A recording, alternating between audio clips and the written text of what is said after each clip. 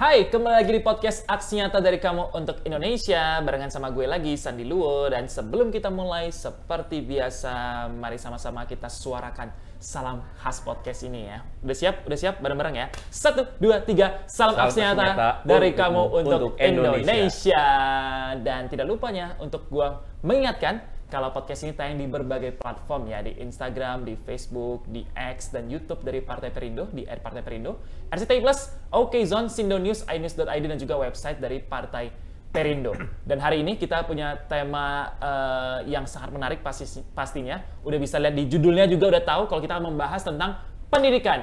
Tapi ini fokus untuk di daerah Tangerang Selatan. Apakah sudah merata atau belum? Langsung kita ajak ngobrol aja narasumber kita hari ini, tidak satu tapi dua sekaligus, spesial ya. Yang pertama beliau adalah Caleg DPRD Provinsi Banten Dapil 9, Bapak Insinyur Budi Coanda. Selamat sore Pak Budi. Selamat sore.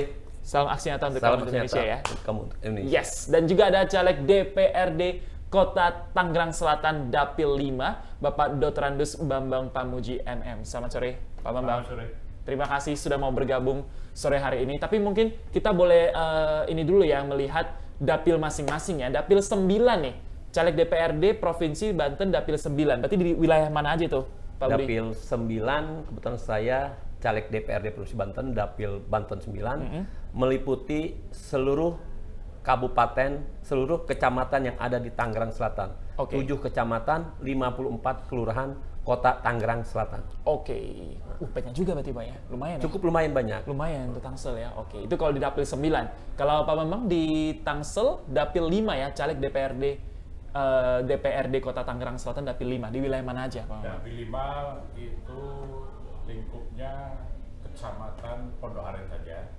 meliputi 11 kelurahan. Oh, oke. Pondok Kacang Timur, Barat, Pegi Lama, Pegi Baru, terus sampai ke Pondok Betung. Oke, itu ya wilayah-wilayahnya. Jadi kalau mungkin Sobat Aksi Nyata belum tahu ada di mana detailnya, tadi udah disebutkan supaya tahu, oh ini mungkin mewakili daerah saya nih. Ya, betul. Iya kan? Kalau saya kebetulan tinggal di Tangerang Selatan tapi KTP-nya Jakarta. Cuman numpang tinggal aja ya. Oke, kita akan membahas tentang topik tentang pendidikan, tapi sebenarnya biar kenal lebih dekat dulu. Oke, sama Pak Budi dan Pak Bambang. Mungkin dari Pak Budi dulu.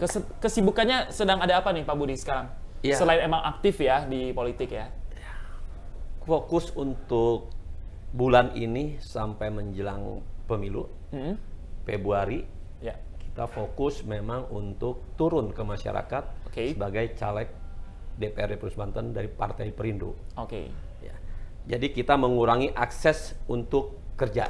Oh, benar-benar fokus ya? Fokus. Fokus banget ya? Iya, kalau tidak fokus, nanti kita kalau akan terpecah. Oke. Nah, jadi karena kebetulan di dapil saya ini, Tangerang Selatan, ada Pak Haritanu juga. Oh. Mereka sebagai caleg Banten 3 DPR RI.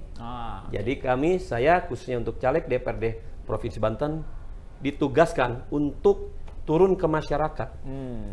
Fokus untuk bagaimana, karena di situ kita harus ada Pak Haritanu, berarti itu ada marwah partai yang harus kita perjuangkan. Oke. Jadi saya memang benar-benar hampir 80% fokus terhadap untuk sebagai caleg. Oke. Jadi kerjaan-kerjaan, hal-hal lain itu sudah bisa untuk sementara dititipkan lah ya. Dititipkan kepada yang dulu. bisa dipercayakan ya. Betul. Oke. Itu tuh kalau dari Pak Budi. Pak Bambang seperti apa kesibukannya sekarang? Iya, kalau kemarin-kemarin sebelum ikut Perindo, katakanlah politik itu sambilan, tapi sekarang saya balik. Kerjaan itu sambilan. Kerjaannya jadi sambilan ya? Karena satu, Banten 3 itu kan ada Pak Hate ya. Kita tahu itu luar biasa, beliau sebagai simbol figur kita. Satu itu. Kedua, kita tahu di Banten ini masih ada bau-bau dinasti yang kemarin-kemarin sekian tahun itu masih dipegang oleh mereka lah. Ini kalau kita nggak kerja keras, nyata, sulit Pak. Spesial. Jadi memang sama ya kedua-duanya, fokusnya sekarang diputar ya. Jadi untuk kerjaan dan lain-lain dipercayakan kepada orang-orang yang memang bisa mengerjakannya. Betul. Biar sekarang bisa fokus di politik sampai nanti 2024. Semoga terpilih. Amin. Dan juga nanti bisa kerja nyata juga untuk masyarakat Siap. di Tangerang Selatan ya, di Banten ini ya. Nah, pertanyaan selanjutnya adalah lebih ke, karena kan tadinya pasti punya kerjaan, punya kesibukan, punya bisnis, ya kan. Tadi juga sempat Pak Bambang, ya politik hanya sambilan gitu. Tapi pada akhirnya full power terjun dan milihnya adalah Partai Perindo. Dari sekian banyak partai, kenapa Partai Perindo? Dari Pak Bambang dulu. Ya, Partai Perindo saya memilih karena satu, jelas Partai Perindo masih bersih. Ya, kedua, figurnya Ade, di mana tidak tanggung-tanggung bahwa jaringan media itu seluruh Indonesia bahkan sampai ke luar negeri. Betul. Nah, itu adalah salah satu modal utama dalam menjaring di dalam pemilih itu jaringan itu. Oke. Jadi karena ada dari background itu ya, akhirnya memilih untuk bisa tergabung dalam Partai Perindo. Dan juga pastinya apa yang menjadi visi dan misinya lebih gampang tersampaikan juga. Betul. Karena adanya media yang juga menolong pastinya ya. Betul. Untuk menyampaikan apa yang aspirasi masyarakat bisa diterima dan akhirnya bisa dikerjakan juga. Oke, kalau dari Pak Budi? Ya, Partai Perindo ini salah satu partai yang saya lihat, satu partai yang mempunyai departemen bidang narkotika dan teroris, narkoter. Oke.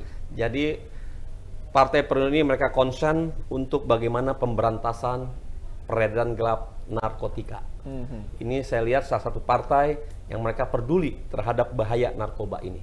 Karena narkoba di Indonesia ini sangat mengkhawatirkan sekali.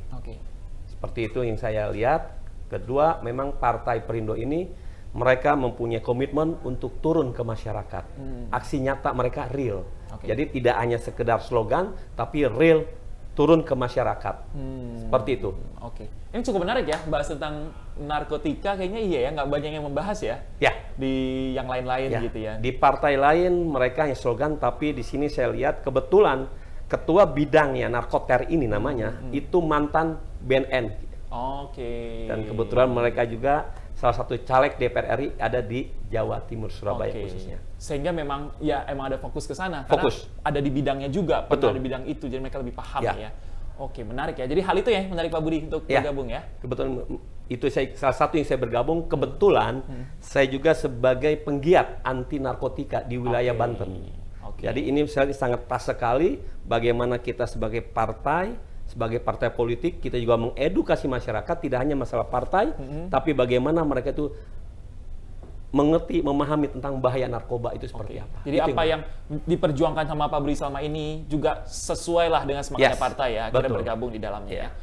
Pastinya dari Pak Budi dan Pak Bambang dua-duanya sudah terjun langsung melihat ke dapil masing-masing, banyak ketemu masyarakat, mendengar keluh kesah mereka secara langsung. Dari Pak Bambang seperti apa? Apa sih permasalahan utama yang Pak Bambang temui, terutama di dapil yang dimana Pak Bambang akan berjuang nantinya? Sebetulnya permasalahannya seluruh Indonesia itu klasik ya, sama yaitu masalah kemiskinan dan pendidikan. Memang tepat sekali itu pendidikan. Namun lebih spesifik lagi Tangerang Selatan dan Tangerang Raya ini sudah mulai beranjak untuk meningkat sehingga kemiskinan sudah bisa teratasi, walaupun masih belum. Nah, tinggal pendidikan dan kesehatan. Nah, masalah pendidikan ini yang saat ini menjadi perhatian Pemda Tangsel itu sendiri. Nah, terutama yang untuk masyarakat itu anak-anak putus sekolah, anak-anak drop out, kemudian juga tidak tertampungnya anak SD ke SMP dan seterusnya. Itu masih perlu mendapat perhatian. Tidak sebanding ya, menurut hemat saya, belum sebanding dengan anggaran negara yang diatur di dalam salah satu undang-undang bahwa minimum 20% anggaran pendidikan, tetapi masih belum. Faktanya masih banyak yang belum bisa sekolah 12 tahun, wajib 12 tahun. Iya kan?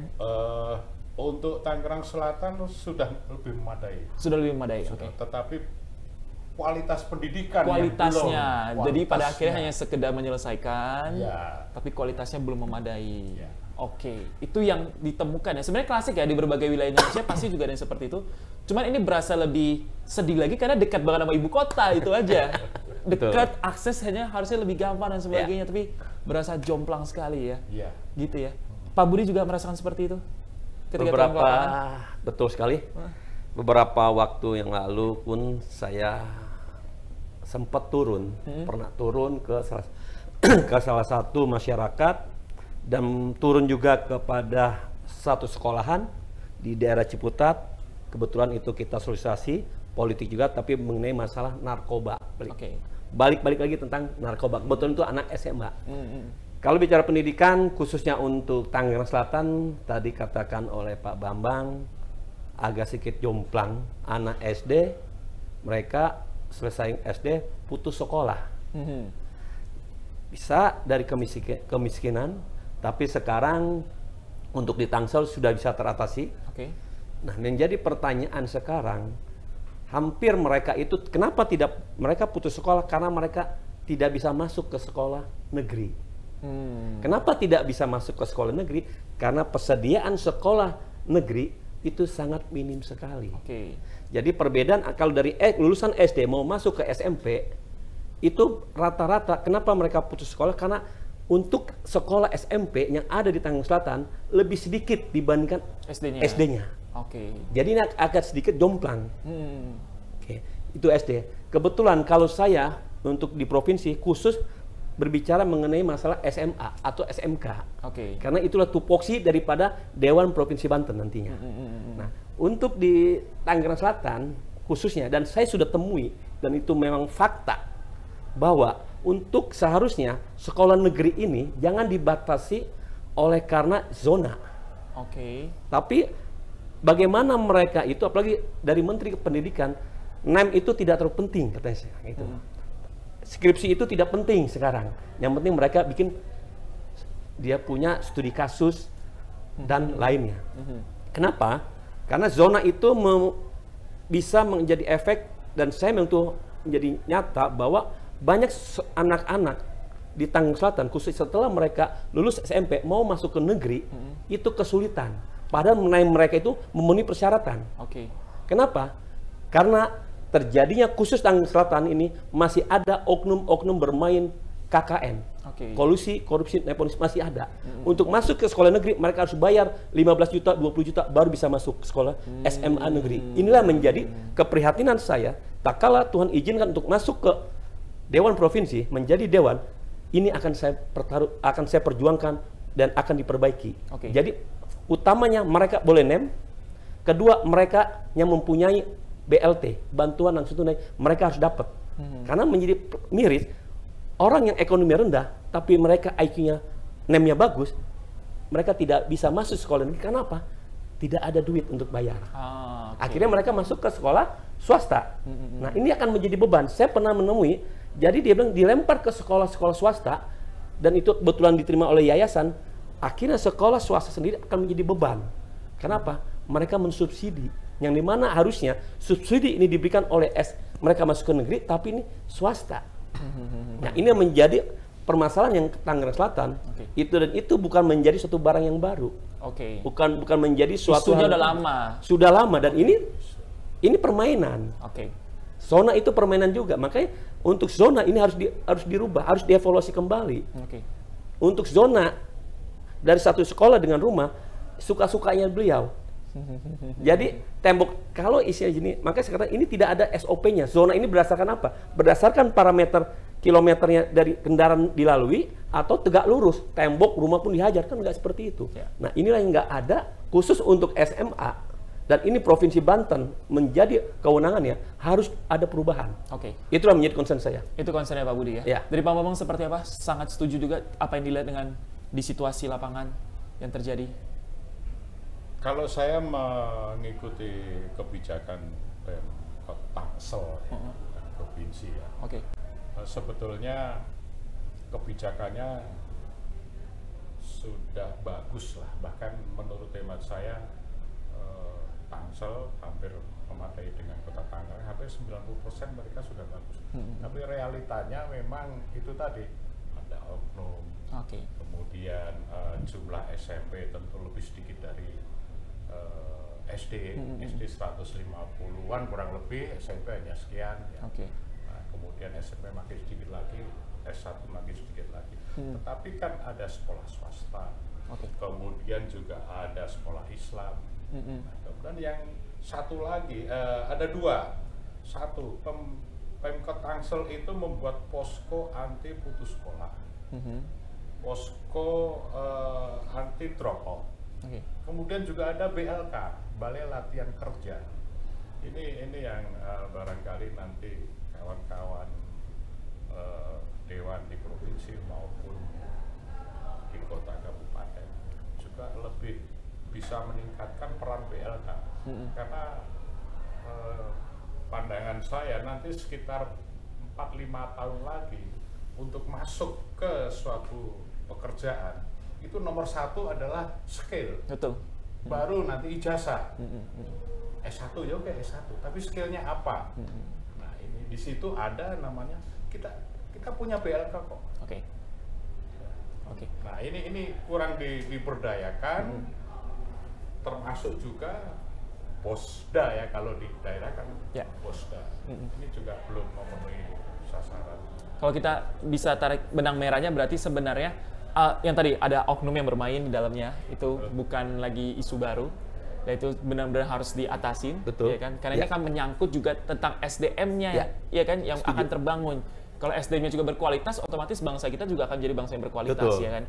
Karena kalau bisa nyelesain aja, tapi ternyata nggak berkualitas, pada akhirnya akan menjadi beban juga, gitu. Kalau melihat dengan program wajib belajar 12 tahun yang memang sudah, kayaknya saya dengar udah dari dulu deh, gitu. Tapi realisasinya seperti apa sih? Saya kebetulan yang dapat yang bener lah, gitu. Tapi kalau daerah Tangsel seperti apa, Pak Bambang? Jadi 12 tahun berarti dia SD masuk SMP. SD. Kelas 6 mau masuk itu ya. Tangsel bagus, sekali lagi Tangsel bagus, 90% lah, kurang lebih, bisa lebih. Namun tetap masih ada putus sekolah. Kemudian tadi kualitasnya hasil pendidikan di SD ini pembekalannya lama-kelamaan kualitas guru ini juga menurun. Justru pada saat namanya sekolah dasar, mendasar kan. Justru itu harus yang kuat ya. Pendidikan berkualitas itu harus meliputi kognitif, yaitu bagaimana ini smart, kemudian juga afektif, bagaimana dia ada pengertian sopan santun dan sebagainya. Kemudian juga psikomotorik, bagaimana dia ada keterampilan. Dulu ada menulis halus supaya melatih kesabaran. Ada prakarya, mungkin Mbak Budi masih menjalani prakarya, itu kan suatu hal yang bagus sekali sebetulnya. Nah, ini tidak ada, tapi tetap anak-anak SD terampil. Tapi terampil main game gitu. Jempolnya yang terampil gitu. Nah ini yang perlu kita itu ya. Mungkin kalau main game pun perlu diarahkan ya Pak ya, bisa menjadi pemain pro player e-sports yang handal, tapi perlu diarahkan. Yang mendapatkan nilai rupiah. Betul. Yang bisa diarahkan, jadi nggak sekedar bermain aja. Bisa dibilang berarti sekarang sistemnya ada, berjalan, cuma memang kualitasnya yang belum mengejar ya. Ya, memang dia punya. Kalau kebetulan saya di Tangsel ini tinggal kurang lebih sudah hampir 25 tahun, khusus Tangsel. Asli si Tangerang juga, tapi di Tangselnya kurang lebih sekitar 25 tahun. Memang dari tahun ke tahun ini ada suatu perubahan, perbaikan lah. Tapi ada yang tidak bisa hilang itu saya katakan tadi, korupsinya itu yang tidak bisa, yang belum bisa lepas. Tadi katakan 15 tahun untuk masuk ke dari usia 12 tahun, bagaimana dari SD mau ke SMP? Coba bayangkan, Mas Sandi, SD itu sekolah negeri 129, SMP negeri hanya 24. Di sini ada ketimpangan. Masuk ke swasta bayar mahalnya lagi. Nah ini memang sangat miris sekali. Dan ini pun nanti teman saya ini Pak Bambang menjadi concern untuk di SD, SMP ini mereka harus bisa bagaimana ada suatu perubahan, ada suatu kinerja yang lebih baik pemerintah daripada Kota Tangsel membangun sekolah SMP lagi.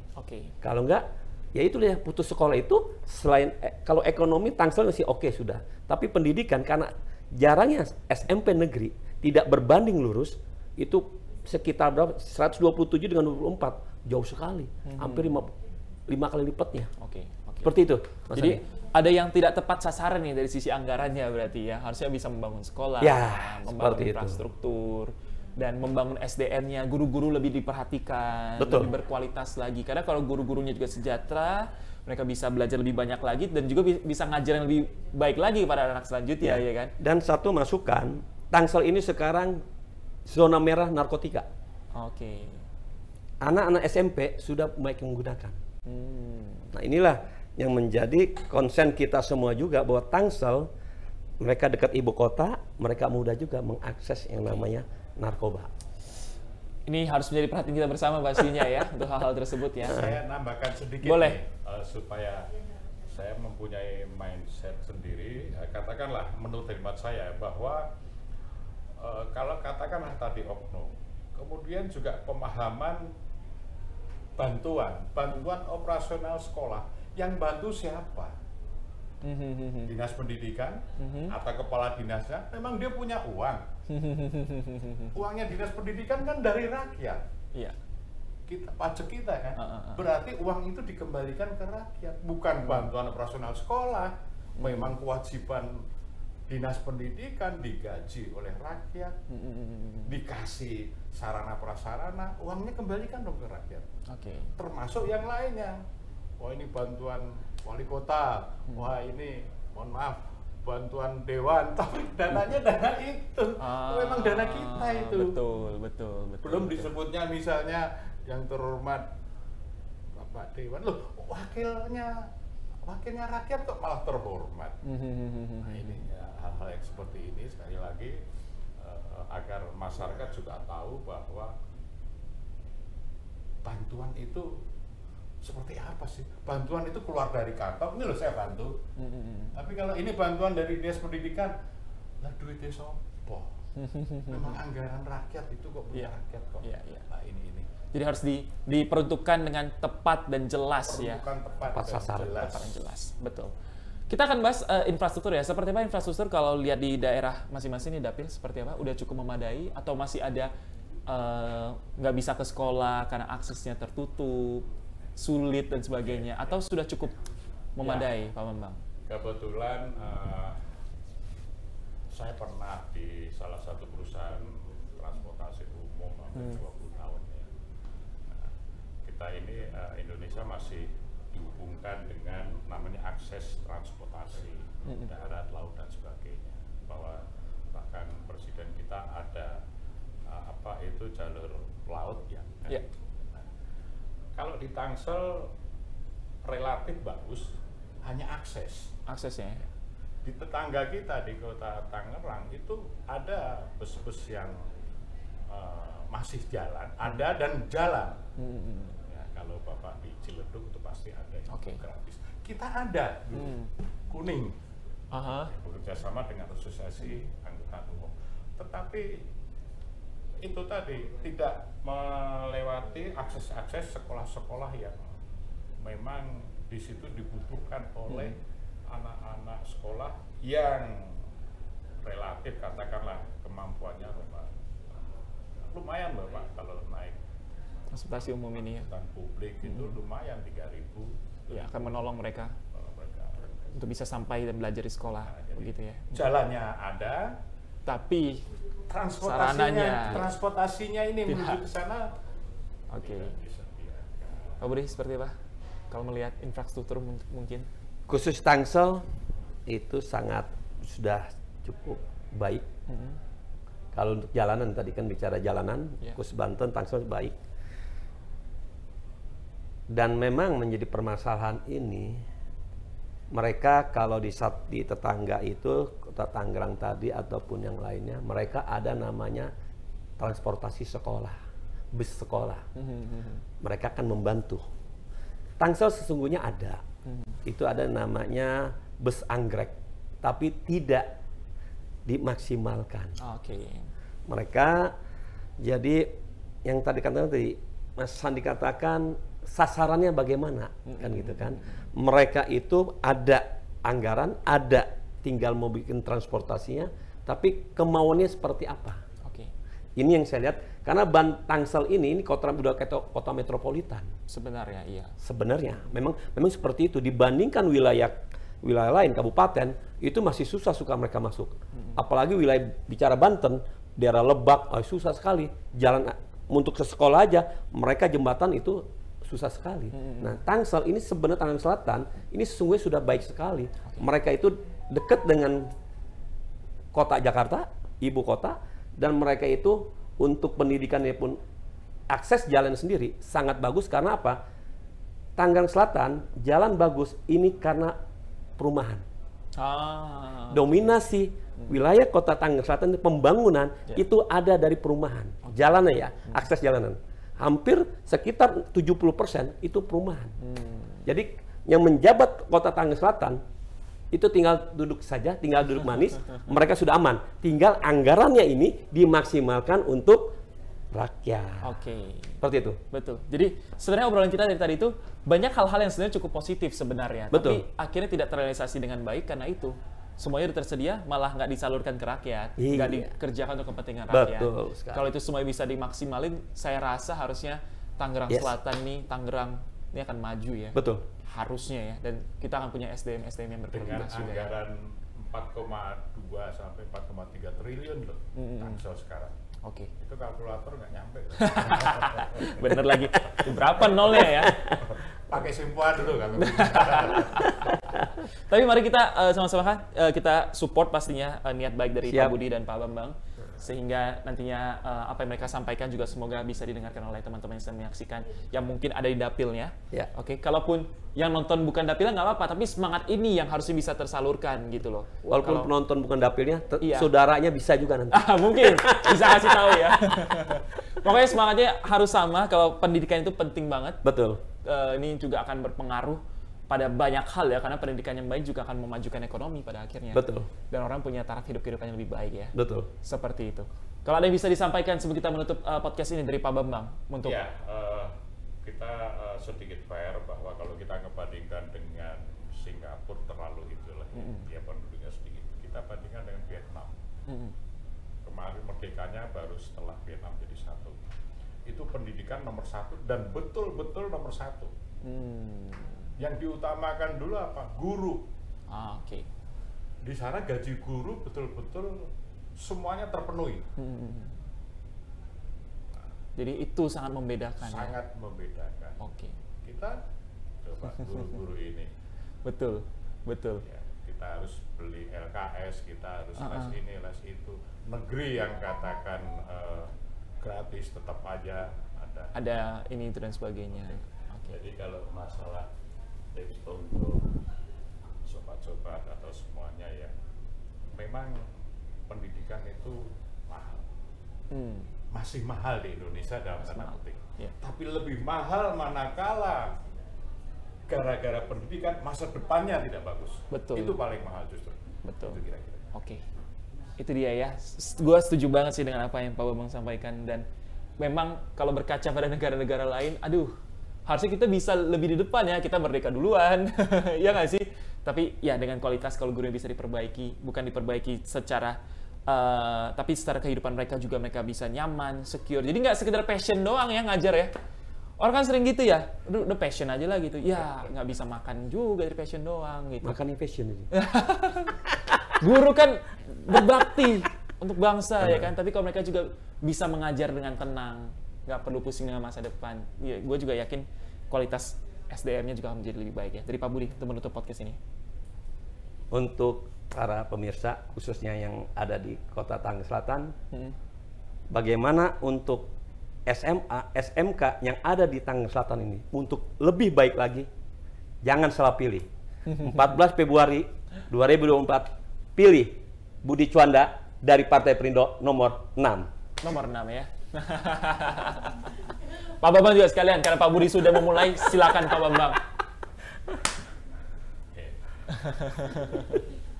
Sebetulnya yang banyak berharap ke saya, nanti kalau podcast pendidikan sampaikan begini, nah itu semua udah saya sampaikan ya. Udah saya sampaikan ini. Yeah. Nah, artinya tanggung jawab saya menyampaikan amanat dari ibu seperti itu. Tinggal sekarang saya meminta kebalikannya, tanggung jawab ibu ke Perindo atau ke saya ini bagaimana di Pondok Aren ini bagaimana? Itu ya. Jadi diingat ya nama Pak Bambang supaya nomor berapa Pak Bambang? Nomor 1. Nomor 1. Atas tuh gampang tuh langsung. Gampang coblos gitu kan. Dan pastinya semangatnya Pak Budi dan Pak Bambang sesuai dengan semangat dari Partai Perindo ya, yang selalu produktif, solutif, modern, bersih, berintegritas, peduli dan turun tangan untuk Indonesia sejahtera. Dan untuk mendaftar sebagai anggota Partai Perindo bisa mengunjungi website www.partaiperindo.com atau klik link yang tersedia di bawah. Bisa juga download aplikasi Partai Perindo di App Store dan Play Store atau scan aja barcode yang ada di bawah. Terima kasih Pak Budi, Pak Bambang. Terima kasih. Sukses yang terbaik. Sama-sama. Pastinya apa yang dilakukan untuk kemajuan wilayah nantinya dan juga untuk kemajuan bangsa Indonesia pastinya ya. Dan terima kasih juga untuk Partai Perindo yang selalu bergerak dengan aksi nyata. Semoga Partai Perindo semakin sukses dan maju terus untuk Indonesia sejahtera. Salam aksi nyata dari kamu untuk Indonesia. Sampai jumpa lagi di podcast berikutnya. Dah. Marilah seluruh rakyat Indonesia arahkan pandanganmu ke depan. Raihlah mimpimu bagi nusa bangsa, satukan tekad untuk masa depan.